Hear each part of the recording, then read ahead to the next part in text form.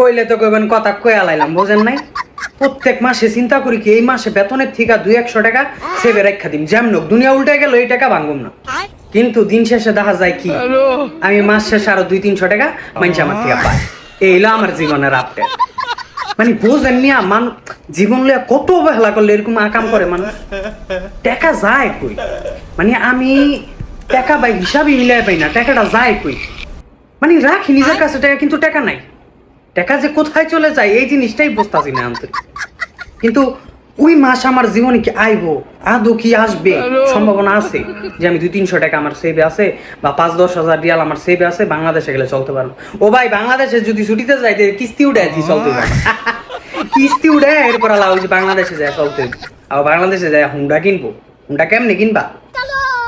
মানে 200-100 টাকা তো অন্তত রাখা যায়, কিন্তু টাকাটা যায় কই? কই যায়?